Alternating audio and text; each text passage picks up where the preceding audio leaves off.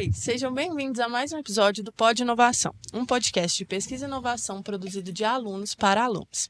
Eu sou a Júlia e hoje eu estou aqui com o Túlio Cury, possui graduação em Direito pelo Centro Universitário de Formiga, pós-graduado em Docência com ênfase em Jurídico e experiência profissional em Regularização Fundiária e Direito Urbanístico, e com o Diego Vipa, engenheiro ambiental sanitarista e de segurança do trabalho, mestre e doutor em recursos hídricos. Bem-vindos, pessoal.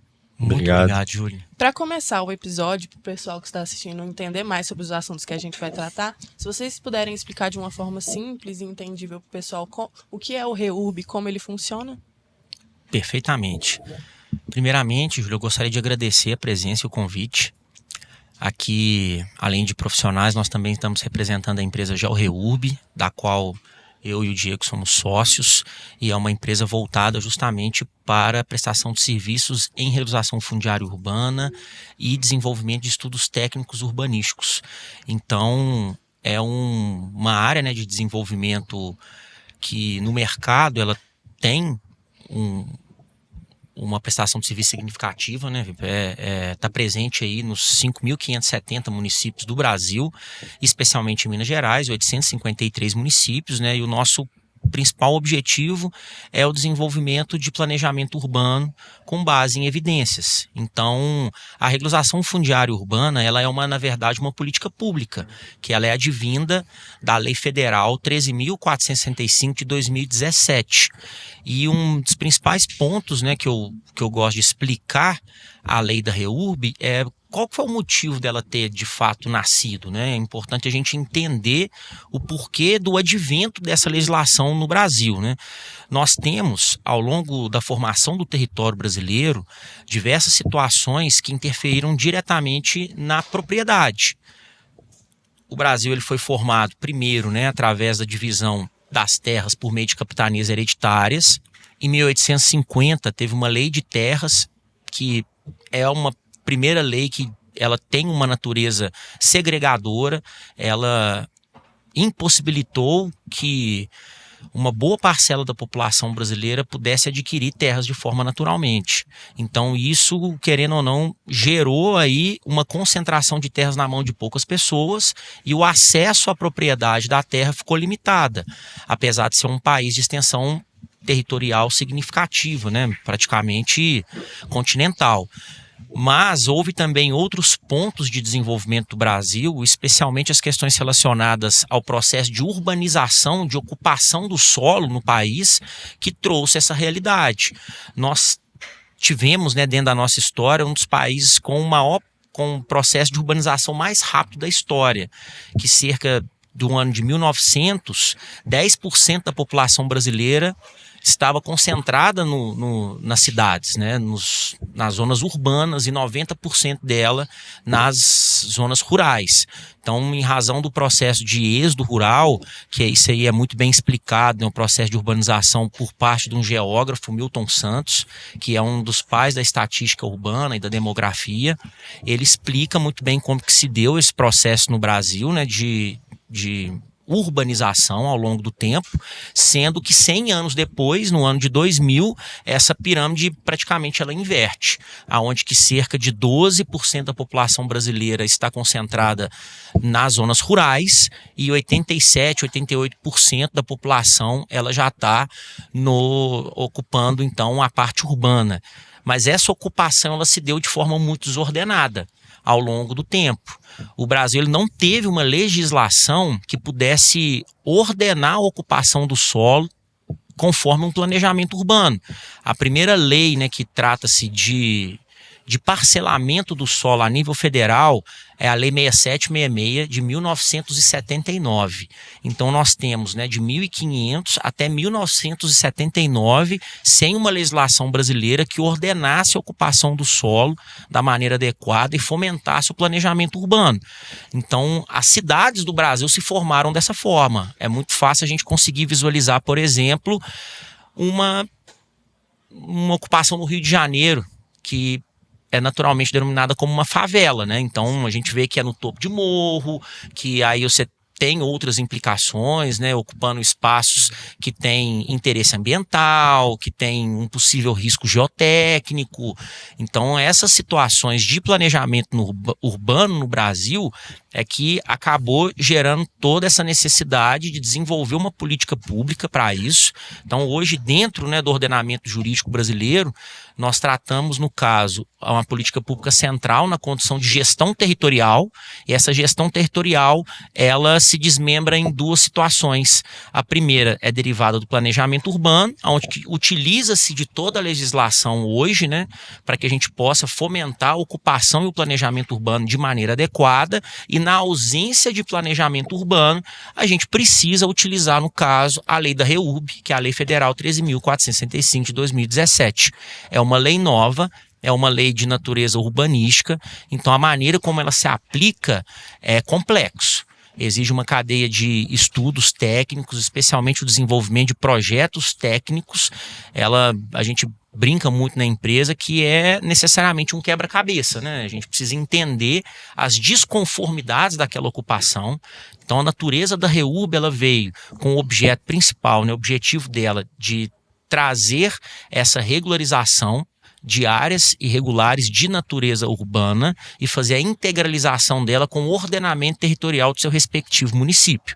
Então, a gente precisa entender, né, dentro dessa estrutura toda, como que é a divisão territorial do Brasil, União, Estados, municípios e Distrito Federal, e aonde que cada um tem a responsabilidade, a competência sobre o seu próprio território.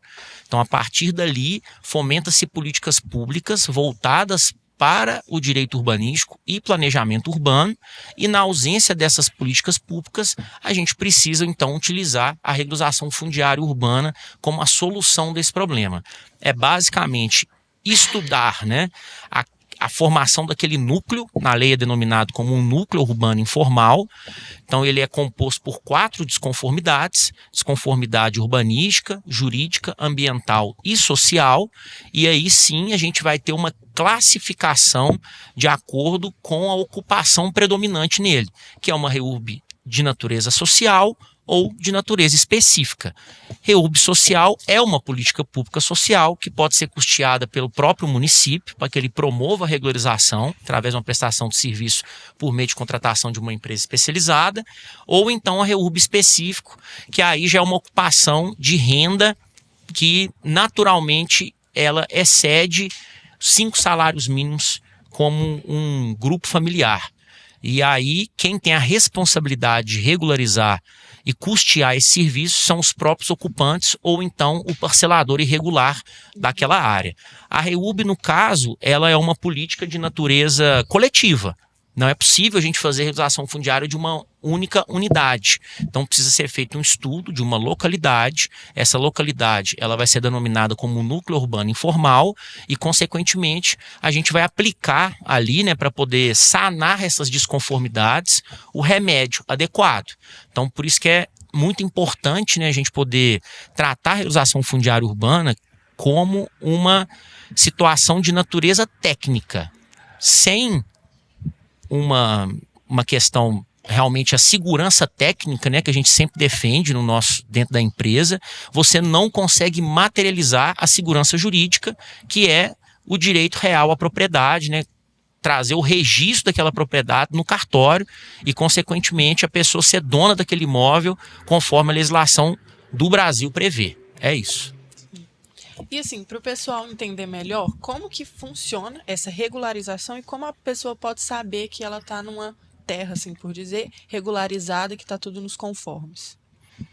O primeiro ponto, né, que tem é justamente a análise dessas desconformidades, né? Então vamos imaginar uma ocupação que se deu em âmbito urbano, mas foi derivado de uma terra de um exemplo clássico, né, que a gente enfrenta direto, que é a terra de sucessão.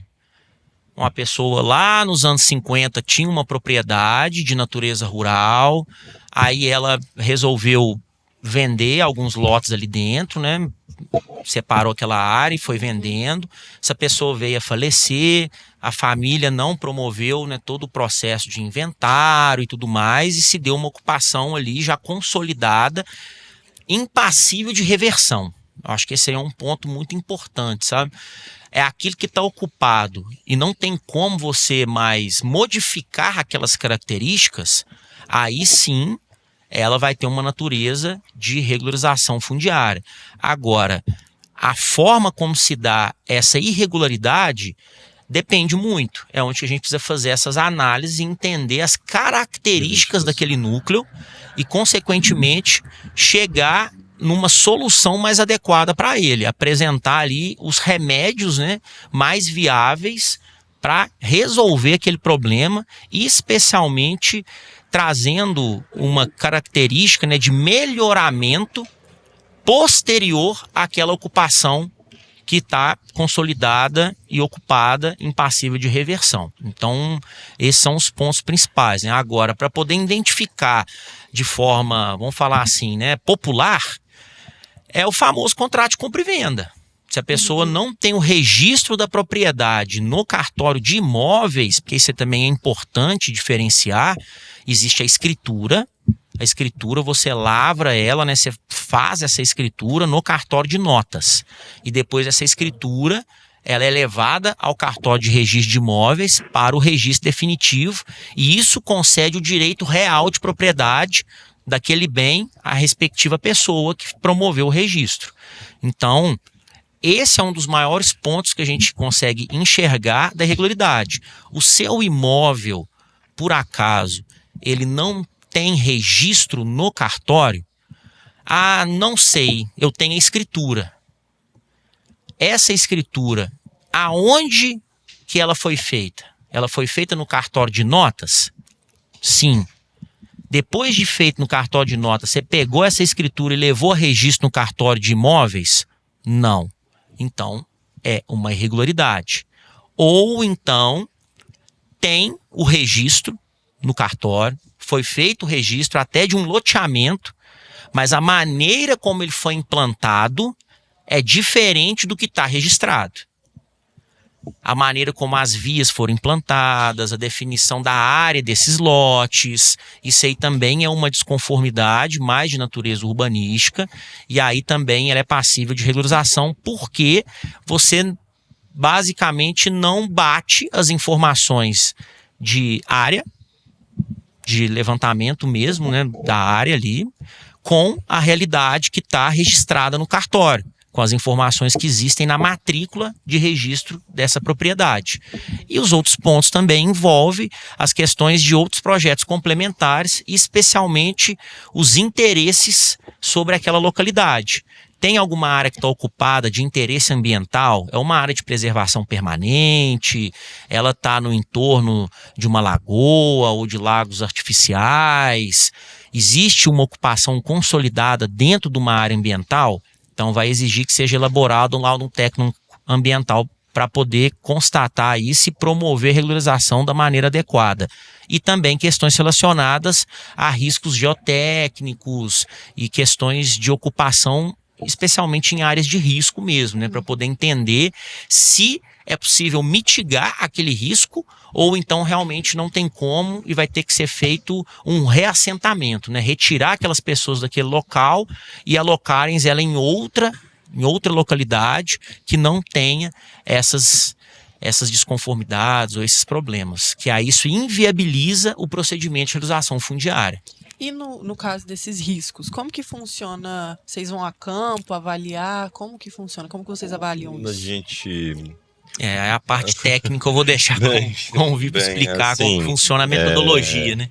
Agora a gente fala eu gosto sempre de trabalhar com planejamento, né?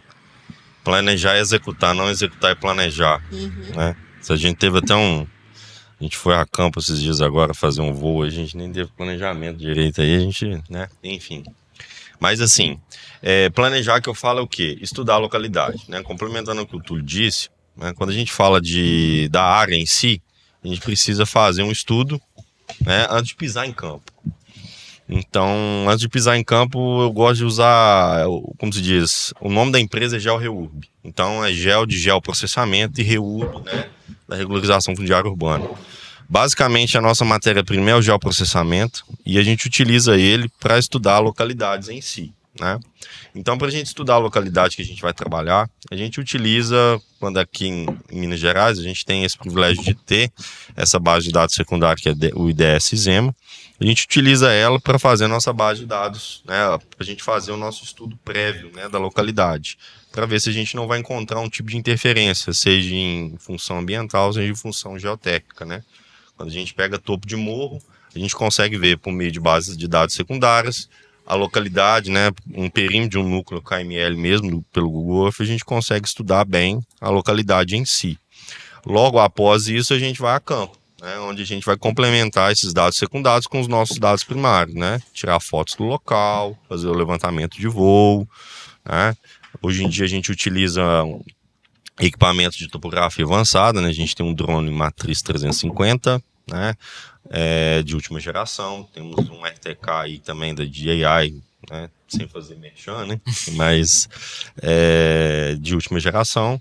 A gente utiliza de equipamentos aí mais avançados nesse intuito, né. Então a ideia do geoprocessamento ela nos fortifica, né, porque é um lado que a gente não viu ainda dentro da topografia, que não é tão abordado hoje em dia, que eu vejo que tem um mercado de trabalho muito grande, né? Porque necessita de profissionais assim, né? Que tem essa experiência nessa área, principalmente por conta que a gente está evoluindo, né? Então a gente também tem que evoluir no lado da topografia, né? Então a utilização desses mecanismos é de vital importância. E quando a gente utiliza ele dentro da REUB, eu vejo que é total. Acho que pode ser um ponto de eficiência, né? Não dá para comparar. Porque eu falo que dentro da REUB, a REUB não aborda dentro do geoprocessamento, né? E a gente viu esse caminho e a gente viu que ele tem fundamento, né? Sim. Não quer dizer que a gente é pioneiro nisso, mas a gente entendeu uma REUB que a gente fez, né? A primeira REUB específica em torno de lagos artificiais foi aqui do núcleo Ilha do Cabaçal, no município de Pimenta. A gente entendeu por meio do geoprocessamento mesmo o que a gente tinha que a gente tinha solução do problema ali. A metodologia mais eficaz, mais eficiente é o sistema de informação geográfica. Então, basicamente, o SIG, né, ou o GIS, né, propriamente dito, ele veio nesse fundamento para nós, né? A gente tem um mercado novo, um mercado inovador, e a utilização do geoprocessamento ela complementa esse mercado inovador, né? Porque a gente fala que empreender não é fácil, né? A gente tem que fazer acontecer, a gente tem que acreditar e tem que persistir mesmo, né? E a gente persiste sempre que o geoprocessamento ele é peça fundamental em todo tipo de trabalho que a gente vai executar, seja para fins urbanísticos, seja para fins ambientais, seja voltados para o geoprocessamento, seja voltados para a REUB ou um estudo urbanístico de um modo geral, né? Então a utilização dele, né, basicamente ela encadeia todos esses processos com a gente, né? Então hoje a gente tem uma base mais forte, mais resistente com isso, porque a gente tropeçou diversas vezes, né? E acabou que a gente encontrou o caminho, né? Então para isso acontecer, para a gente chegar até onde a gente chegou, em pouco tempo, né, foi de vital importância para nós, né? Isso é um ponto também importante da gente comentar, porque a REUB, ela é de natureza multidisciplinar. Para você poder conseguir, né, fechar todos os pontos, você depende da confluência de vários profissionais, cada um na sua área, né? Um advogado especializado, um engenheiro civil que sabe desenvolver projetos urbanísticos, um engenheiro ambiental que sabe desenvolver laudos técnicos e fazer essas análises. Às vezes também é necessária a presença do assistente social, em razão dos cadastros socioeconômicos. Então, é uma gestão de uma informação muito grande, né? São informações ali que a gente precisa compilar e organizar. E o principal que a gente entendeu de utilização dessa metodologia do sistema de informação geográfica é justamente pelo que a lei exige. Que lá no artigo 36 ele explica o que é um projeto urbanístico, né? Então, o urbanístico ele precisa ser desenvolvido um levantamento topográfico georreferenciado cadastral. Então essa palavrinha cadastral foi o que despertou o interesse da gente em manter essa metodologia de trabalho através do sistema de informação geográfica, em razão dele nos oportunizar cadastrar informações em coordenadas georreferenciadas. Então, basicamente, né, o sistema de informação geográfica, quem me apresentou ele de fato foi o Diego. A gente teve a oportunidade também de conhecer ele um pouco mais junto com o Fabrício, que era um ex-sócio nosso, que é um geógrafo, trabalha com essa área de cartografia, especialmente consultorias na área de mineração. E a empresa GeoReurb, ela nasceu de um desafio do City4, que é a incubadora municipal. Então, o Fabrício, ele viu esse desafio que foi proposto e ele se inscreveu, participou. E aí nós formamos a GeoReurb, ela nasceu derivada disso. Então ela já veio com uma natureza, né, de startup, com base tecnológica. E o nosso foco é justamente desenvolver a prestação de serviço, especialmente levantamento topográfico avançado, por meio do sistema de informação geográfica. E uma das coisas que mais me espantou quando o Vipa me explicou, porque ele é um único engenheiro em Formiga, numa cidade de 70 mil habitantes, que sabe operar o GIS, muito por conta da experiência que ele teve no mestrado e doutorado dele na UFLA, porque lá eles trabalham muito com esse cadastramento de informações de natureza geográfica e georreferenciada. E aí, quando eu fui estudar o GIS, né, fui entender o que era esse sistema, foi onde que eu fiquei impressionado, porque ele é simplesmente o sistema mais utilizado no mundo, e especialmente voltado para questões de planejamento urbano. E no Brasil ninguém conhece ele, né, Vipe? É até assustador, né? Como diz, é pouco explorado, né? Mas hoje a gente consegue, né, vamos falar assim, hoje ele está começando a ser um pouco mais explorado, mas é em função mesmo de necessidade mesmo, de acompanhar a tecnologia. Que é uma necessidade de uso de tecnologias por ele, né? Não tem como. Hoje em dia tudo se volta para isso, né? Rede social, você tem que ficar antenado ali para ver o que está acontecendo, né? Hoje eles falam, se não é visto, não é lembrado, né? Então, hoje eu até falo com tudo, para a gente ter um pouco mais de tempo para a utilização do marketing, né? Porque isso posicionamento em redes sociais e apresentar de fato o que a gente faz e como que tem sido esse trabalho, né, que a gente vem desenvolvendo. E a utilização que a gente sempre busca, né? A gente sempre busca apoios, né? Apoios, parceiros. E que no IFMG não foi diferente, né? De maneira alguma. Principalmente aqui o campus Piuí, até o campus Formiga também, da mesma forma. Então, o Humberto deu, como se diz, total liberdade para nós aqui. Abriu todas as portas, né, aqui para nós. E, como se diz, ele entende a nossa linguagem, né? Então, ele entende o que a gente está conversando. Então, isso é bom, né? A gente encontrar profissionais assim, porque em cidades pequenas é um pouco é difícil de encontrar, e os que você encontra já estão em capitais, né? Então a gente entende como funciona isso, né? Já trabalhei dessa forma também, né? E quando a gente fala dessa metodologia de trabalho, né, do uso do geoprocessamento, eu falo que a matéria-prima da empresa é o geoprocessamento. Exato. Né? E hoje em dia o produto final é a REURB para nós, né? Então, mas mesmo assim ela complementa outros pontos principais ali dentro do que a gente trabalha, né? Então, a gente bate sempre na tecla do geoprocessamento. Então, a gente tem aqui o campus aqui, principalmente pelo curso, né? Então, é importante a gente frisar isso, né? Do curso, principalmente porque é uma área que é pouco abordada aqui na região e eu vejo que tem um mercado de trabalho muito grande, que não é tão explorado. Né? Exatamente. E principalmente agora com essas novas modificações de leis aí que a gente tem, as coisas vão modificar um pouco, sabe? Eu acredito que em 2026 aí vai começar a modificação muito grande em georreferenciamento. Então é uma área que vai, como diz, desde que eu formei em 2012, deu o baque, né, na topografia na época. Ela deu uma caída e agora está voltando, mas agora de uma forma mais avançada, né? Então, com tecnologias e o próprio Estado investindo nisso, né?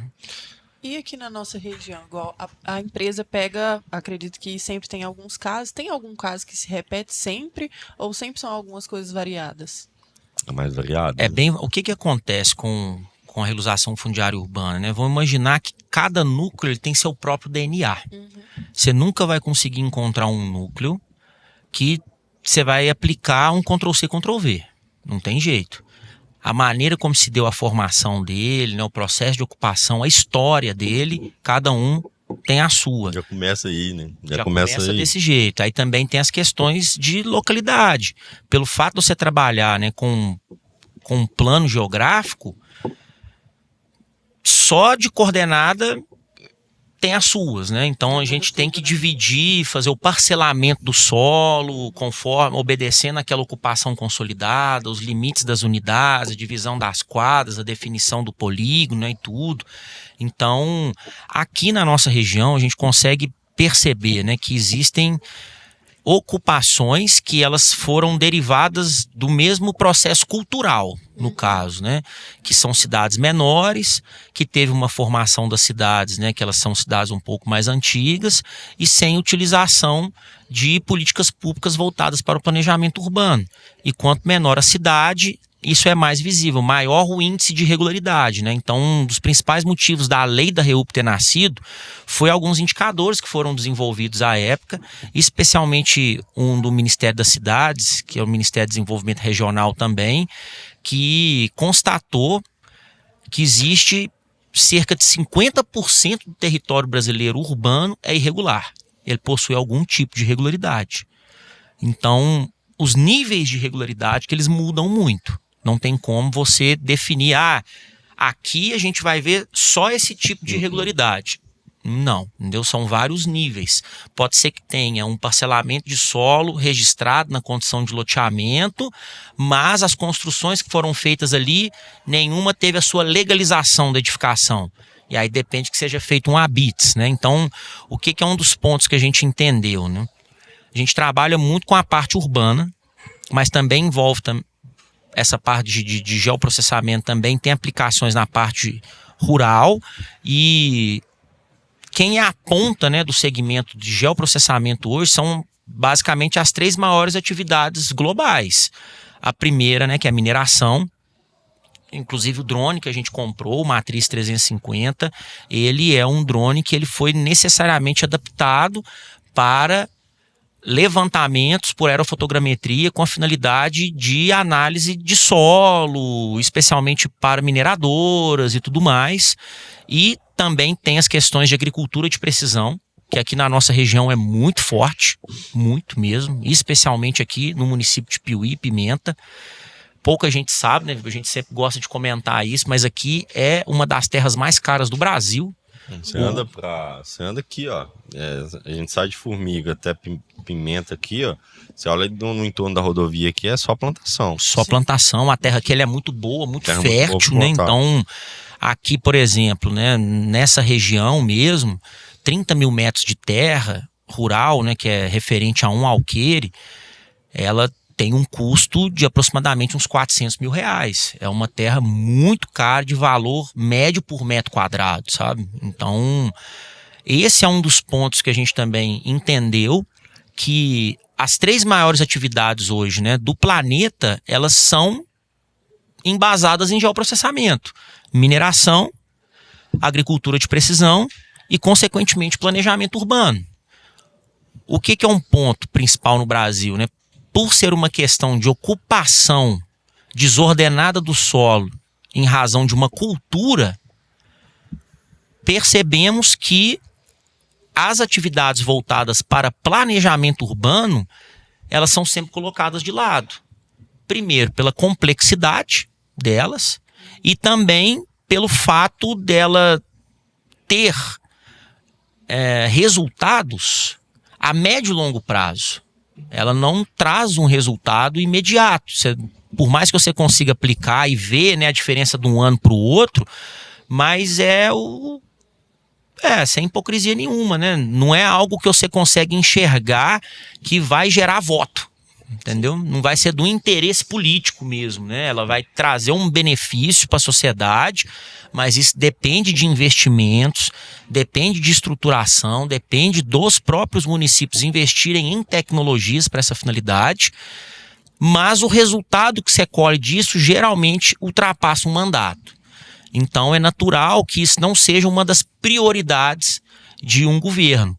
Mas para a finalidade de formação de mão de obra é totalmente diferente. Eu vi que a gente gosta de brincar que, tipo assim, um advogado colocar no currículo que sabe português é a mesma coisa de um engenheiro colocar no currículo que sabe CAD. Ou seja, isso aí O básico. é o mínimo que ele tem que saber. Se um advogado não sabe português, ele não sabe escrever, ele obviamente vai exercer a atividade dele de forma mediana. A mesma coisa é quem trabalha com engenharia, né? A gente sabe que o ambiente CAD ali é algo que tem que estar nativo, né, no desenvolvimento da sua profissão. Mas você procurar uma outra alternativa mais eficiente, aí é diferente, que é o compromisso que a gente fez e que a gente quer colocar como cultura da empresa, né, da GeoReurb, é sair de casa para fazer diferente, fazer melhor. Porque se for para a gente poder fazer o que todo mundo faz, não faz sentido. Então o nosso objetivo só mais um no mercado. Então o nosso objetivo é realmente apoiar na base tecnológica e trabalhar com a formação de mão de obra. Esse é o principal motivo da gente estar fazendo esse processo, né, de intercâmbio com o IFMG, especialmente o Campus Piuí, que é o desenvolvimento de um curso FIC voltado para essa área de geoprocessamento e levantamento topográfico avançado por aerofotogrametria. E em relação a esses equipamentos que vão ser usados nessa aerofotogrametria, como que vocês vão mostrar? Vocês vão fazer trabalhos em campo com o pessoal que vai realizar o curso? Como que vai funcionar? Exatamente, é um curso de natureza teórica e prática. A gente quer passar primeiro os fundamentos, né, explicar como que funciona na prática, como que é as nossas metodologias de trabalho, desenvolvimento especialmente das análises preliminares, como que a gente levanta informações e elas são passíveis de gerar análise, e isso vai trazer exatamente o que o Vipa falou, que é o planejamento antes de executar. Então, o maior problema que a gente tem é esse, né? Porque quando a gente fala do planejamento, vamos pensar da seguinte forma. A gente levanta a localidade, o KML, ou a gente fala KML mesmo, né? Que é o arquivo que é gerado dentro do Google Earth. A gente vai estudar ele, né? Eu chamo de caracterização fisiográfica da bacia. Exato. Essa caracterização fisiográfica da bacia, eu vou desde o modelo digital de elevação, que é os pontos mais altos aos pontos mais baixos, até todas as informações que eu vou ter dentro da área em questão. Por que eu coloco todas essas situações? Porque quando a gente tem ser humano, quando a gente tem atividade antrópica, a gente tem interferência com a natureza. Então, quando a gente tem interferência com a natureza, a gente tem diferenças entre poluições difusas e pontuais. Então, consequentemente, a gente pode ter problemas de modificação do terreno ali em si, né? Então, eu vou estudar a declividade da localidade, vou estudar as classes de solo, vou estudar o uso e ocupação da terra, vou estudar a fauna e flora e vou ver se tem condição ou não de eu falar assim, esse núcleo aqui é passível de eu ter um resultado mais rápido, de ter um estudo mais rápido, condizente. Qual que é o tipo de projeto que a gente vai ter que elaborar, né, para poder solucionar esse problema? Se eu vou bater lá na coisa, eu falo assim, opa, aqui tem uma desconformidade aqui. Essa desconformidade eu consigo sanar ela. É uma desconformidade ambiental, eu consigo sanar ela. É um risco geotécnico, nível 4. Opa, já é um pouco diferente. Aí, às vezes a gente, opa, não vou mexer com esse lugar aqui não. E vai me dar um trabalho maior, e quando eu falo do custo de operação, ele vai ser um pouco inviável para a empresa, né? Vamos pensar agora dentro dessa forma, dentro desse quesito. Então, quando a gente pensa dessa forma, aí às vezes essa inviabilidade ela não traz resultado positivo para a empresa, né? Então, nesse quesito, a gente vê se é passível ou não. Chegou um núcleo para nós, né, esses dias agora, dentro de uma linha de transmissão. Faz o orçamento para nós. Nem orçamento a gente fez. Não fez orçamento. Porque é totalmente inviável, né? Não vejo necessidade de passar orçamento, porque dependendo da circunstância, o preço que a gente passar para a pessoa, às vezes ele vai querer e a gente vai ter que resolver esse problema dele. E às vezes o preço que a gente passou ele é totalmente inviável pelo resultado que a gente vai ter. Então essa ideia da utilização desses dados secundários, eles vão responder na hora que a gente for para campo. Né? Fomos para campo, levantamos dado, opa, bateu.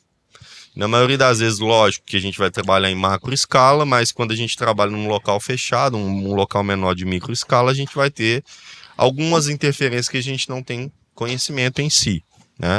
A gente tem um núcleo que a gente encontrou um despejo de esgoto de forma incorreta. Né? Então isso aí já está sendo sanado, a gente mostrou isso para a prefeitura já procurou uma medida para solucionar esse problema para eles. E o nosso laudo técnico ambiental está subsidiando eles para poder buscar recursos para sanar essa situação de interesse ambiental. Então, assim, basicamente, né, de forma bem simples, assim, a gente precisa fazer esses estudos prévios com uma base de dados de natureza secundária para a gente poder entender o tamanho do leão que a gente vai brigar. Para não ter perigo de a gente comprar um problema do qual, ao invés dele se transformar numa receita, ele vai ser convertido num prejuízo. Então é muito importante, né, a gente ter essa noção. Então a metodologia que a gente usa pelo sistema de informação geográfica é justamente essa. Então um dos pontos principais que a gente conversou com o Humberto no começo do ano foi nesse sentido. Inclusive foi justamente o Humberto quem nos indicou o profissional que trabalha hoje conosco, que é um aluno formado aqui no curso de Engenharia Civil, que é o Gabriel. O Gabriel, ele veio para cá, fez o curso, ele fez um mestrado em sustentabilidade, também voltado para a área de geoprocessamento, e por graça, né, vamos falar que é divino mesmo, né, não tem como falar que não é. Ele trabalhou por 2 anos e meio em uma empresa que prestava serviço de realização fundiária urbana. Então ele desenvolveu, do mesmo jeito que a gente caminhou do lado de cá, ele também desenvolveu do lado de lá as metodologias com base no sistema de informação geográfica. Então quando a gente sentou e conversou pela primeira vez, foi onde que a gente teve certeza absoluta que o nosso raciocínio estava completamente correto. E do outro lado, por parte do Gabriel, ele também entendeu que a maneira como a gente raciocina, né, a metodologia e o planejamento desses trabalhos, utilizando-se do sistema de informação geográfica, é muito mais eficiente. A situação que envolve é que ele exige, né, de recursos tecnológicos bem mais avançados. Então é uma complexidade maior. Mas os equipamentos, eles vêm justamente para poder melhorar essa eficiência e, consequentemente, também nos proporcionar uma escala no processo de trabalho. Porque ter equipamentos, né, de levantamento topográfico avançado e a metodologia da aerofotogrametria, ela nos evita que a gente volte a campo para poder fazer qualquer correções. A gente já consegue, através do levantamento topográfico avançado, o desenvolvimento do geoprocessamento, a geração da ortofoto e todos os arquivos necessários para a produção dos projetos, a gente já consegue fazer isso com uma ida só a campo agora e, consequentemente, evita muito o famoso retrabalho, que o retrabalho de logística e campo, ele aumenta o custo e provoca ineficiência, né? Gasta tempo, né? O famoso, gasta tempo e gasta dinheiro. Tempo é dinheiro, né? Em relação ao curso em si, o curso FIC, qual que vocês acham que são, assim, os principais benefícios que os alunos que forem realizar o curso junto com vocês vão garantir para eles? Vamos falar assim, eles vão ver uma outra área dentro da engenharia, né? É uma outra área que não está tão explorada. E eu vejo que, como se diz, o que é pouco explorado, às vezes tem um retorno melhor, né? Porque você está chegando ali, mas com quem chega primeiro pega água limpa, né? E eu vejo que é uma área que não é tão explorada, né? Então, se você começa a observar essa área, né, por meio de um curso desse, né? E chegou aqui dessa forma, a gente chegou aqui, bateu na porta, aqui... O que vocês acham da gente fazer um curso? Vocês não têm interesse? Não, tal. Tem interesse. Né? Então foi onde que a gente está amadurecendo essa ideia desde o ano passado, né? E chegou o momento, né? Então essa ideia do geoprocessamento, de um curso de geoprocessamento, eles veem como que funciona a parte teórica, a parte prática no computador, a parte prática em campo, né? Você fazer um voo do drone, né? Levantar as imagens, coletar a ponte de controle, levar para frente do computador, processar essas imagens, gerar ortofoto, eu acho que abre um pouco a cabeça da pessoa quando você vê o que você consegue gerar, né? Quando você consegue ver o seu resultado ali, né? Então, eu vejo com bons olhos, né? Quem tem esse interesse, gosta dessa área, né? Eu vejo que é totalmente, né, totalmente viável mesmo, né? Porque eu defendo muito o geoprocessamento, então eu sou meio suspeito para falar, sabe? E o principal ponto também que eu penso é justamente voltado para o mercado de trabalho. Primeiro interesse, né, dos alunos, por ser um mercado de trabalho em plena expansão, então ele vai ter ali um diferencial como profissional, sem sombra de dúvida, né? É uma metodologia que hoje tem sofrido uma evolução significativa, especialmente dentro da área da engenharia civil, como o desenvolvimento de projetos em BIM, outras situações que a gente sabe, né, que tem as aplicações práticas de geoprocessamento, e então é muito interessante um aluno ele já ter esse conhecimento, porque o mercado de tecnologia ele está sofrendo uma alteração significativa, né? Para ele. Exatamente, vai gerar uma oportunidade de mercado e não tem geração de mão de obra no interior. Essa geração de mão de obra ela está em capitais ou cidades bem grandes. Então, proporcionar isso aqui no interior e, consequentemente, né, o nosso objetivo como empresa é dar a mão ao IFMG para a gente poder formar a mão de obra e a gente ter a oportunidade também de trazer esse aluno para dentro da empresa, né? E ter o curso FIC, né, ele foi desenhado com essa finalidade de unir a parte teórica com a parte prática. A parte teórica de realmente como são os fundamentos, os ensinamentos, a utilização da base tanto de legislação quanto de técnicas e metodologias e, consequentemente, a prática, como que você vai pôr a mão na massa mesmo, né? Porque a gente até trouxe aqui os equipamentos para poder mostrar para o pessoal que dentro do curso FIC eles vão ter oportunidade de ver o equipamento rodar, ele funcionar de fato, vão ter atividades de campo, colocar um drone para subir, pegar aquelas informações, fazer o processamento dessas informações, gerar uma ortofoto e colocar os alunos ali para poder operar naquela ortofoto e desenvolver alguma coisa por cima dela, sabe? Então esse vai ser o interessante, a parte teórica e a parte prática. Tá aí o drone, só para o pessoal ver? Só para darem uma olhada? Sim, só para o pessoal entender como que é. Só um minuto.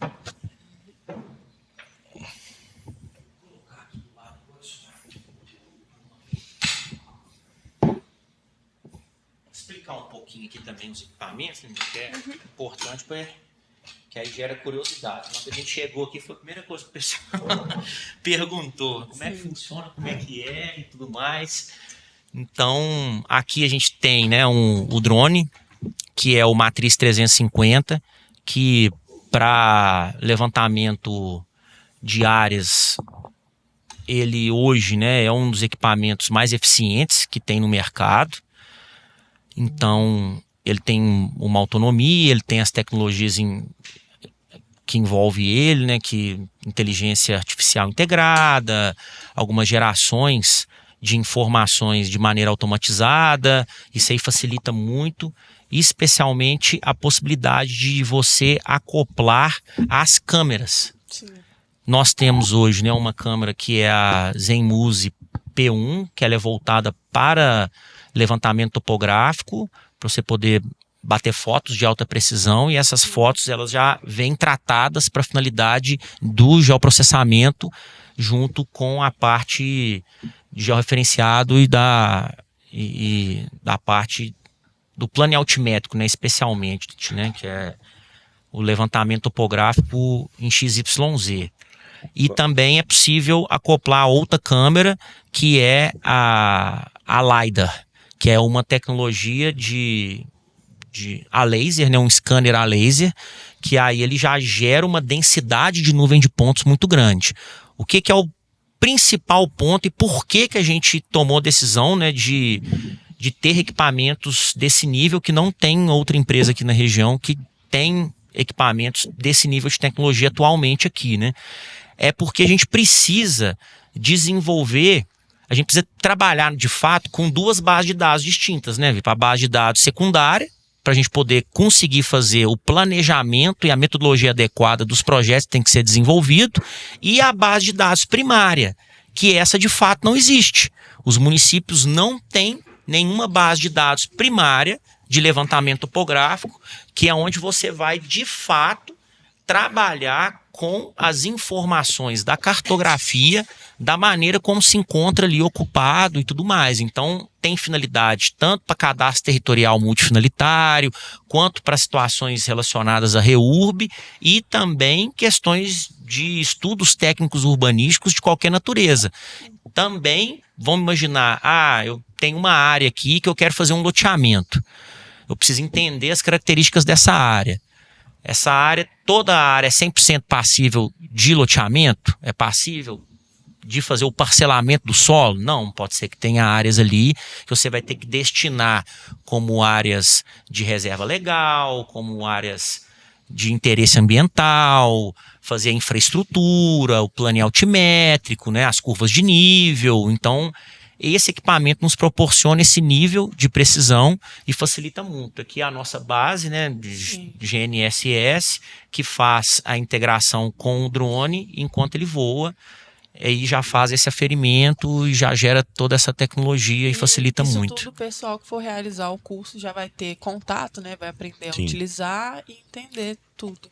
E só para finalizar o episódio, se vocês puderem divulgar como que funciona para participar do curso, para o pessoal que está interessado já ficar atento. Vai ser feita a publicação do edital por agora e provavelmente vai ser aberto um prazo de 30 dias para inscrição. É exatamente isso que a gente vai terminar de alinhar agora com a diretoria, para que possa ser feita a publicação do edital agora nesse mês de junho e abra o processo de inscrição para os alunos. Aí vai ser amplamente divulgado e a gente também vai estar fazendo uma visita ao campus, passando de sala em sala, comentando com o pessoal. E o curso FIC, ele tem a oportunidade de ser tanto interno quanto externo, né? Então, profissionais que queiram entender sobre a área de geoprocessamento, até ex-alunos vão ter a oportunidade de poder fazer o curso também e entender sobre essa nova tecnologia. E a gente está disponível aí, né, em redes sociais, caso alguém queira tirar dúvidas, né, entender um pouco sobre o processo, como funciona, né, esse mercado de trabalho voltado para essa finalidade. A gente está disponível nas redes sociais aí, né, @georeurb. A gente está lá com algumas divulgações de trabalhos que a gente já executou, está executando, né, e o que a gente tem aqui é, como se diz, quando eu formei em 2012, o boom da engenharia foi muito grande.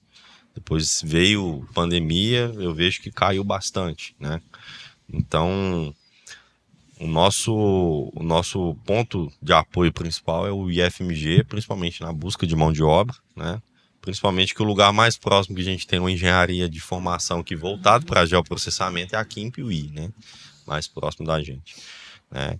Então a gente quer agradecer imensamente aí a posição do IFMG, né? Principalmente o Campus Piuí, por essa oportunidade de estar aqui com vocês, né?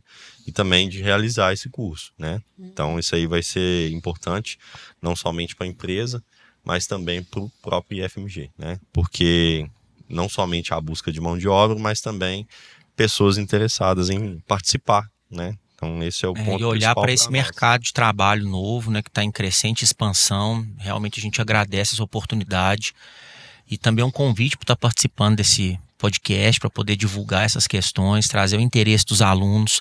Além do curso FIC, a gente também vai estar trazendo o projeto de extensão, através de editais da FAPEMIG, outros projetos para a gente poder desenvolver situações que a gente já vem alinhando com o campus, especialmente com o Humberto, e que a gente possa fomentar cada vez mais e mais. E com certeza, né, o nosso objetivo principal é transformar o curso de engenharia civil aqui num laboratório voltado para geoprocessamento, nessas atividades, em projetos de extensão de natureza contínua, e fomentar cada vez mais a formação profissional dos alunos aqui e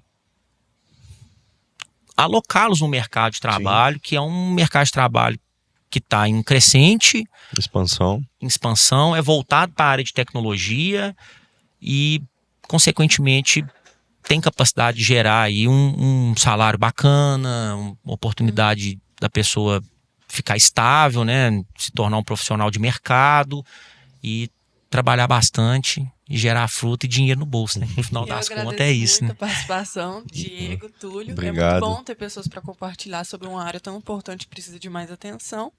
Esse foi o episódio, pessoal. Espero que vocês tenham gostado e até o próximo. Muito obrigado. Obrigado.